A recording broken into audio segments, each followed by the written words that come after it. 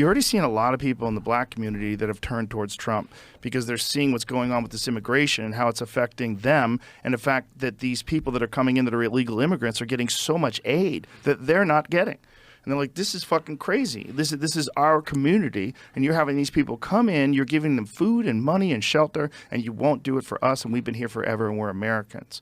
This is crazy. And then there's a lot of people that, like even Michael Rappaport, because of the way things are going in the world, is saying that, and he fucking hates Trump, and he talks wild shit about Trump. Even he's saying that first of all, that's not off the table, and that now that's the only solution. Well, I don't think we're there yet, but I don't think on the basis of the time he would have, his temperament, or his ability to build a team. You know, Trump is kind of a one-man show, and his team-building ability I don't think is enough to solve the problem either. But the punchline of that is if Kennedy can't do it for whatever reason, if politics gets in the way, we still have to get whatever that cabal is out of power immediately. This could not be more of an emergency. We've seen through COVID how dangerous these people are, how little they care about our well-being, and we have to rally around whatever it is that addresses this problem. And, you know, as much as I'm not a believer that Trump on his own can do the job, I would far prefer him to another standard bearer of that cabal. The cabal is too dangerous. And I say this, as you know, I'm a lifelong Democrat, all right? This is my party that I'm telling you cannot be trusted with governance. But that's where we are. The border crisis. Mm-hmm. So you went and saw the migration. You saw the groups of people that are making their way up through.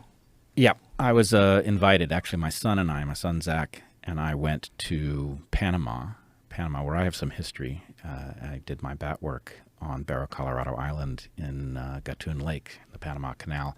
So Panama is a place I'm familiar with, but Michael Yan invited us down to go look at the migration in the Darien province of Panama, which is the province bordering Colombia.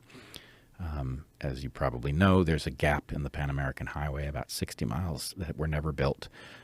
In this highway that otherwise stretches from Prudhoe Bay, Alaska to the southern tip of South America. And what's there is a tremendously significant and very difficult jungle in the Darien Gap. So there's a national park there. And ordinarily, people do not cross the Darien Gap. It is a famously difficult obstacle. And what we see there is that the international community is encouraging a massive migration of people from South America into Central America, and that almost all of those people are ending up crossing our southern border and entering the U.S. The ones who are questioned are claiming political asylum, which is not accurate. So we talked to many, many migrants, and the universal story amongst the migrants who would talk to us is that they were fleeing bad economic conditions in the direction of what looks like greater opportunity. They've been told by the international community that they should come across the Darien Gap, where many of them are not surviving the trek. It's extremely dangerous. And they're migrating north. Now, the really troubling thing, though, is that migration is familiar in one way.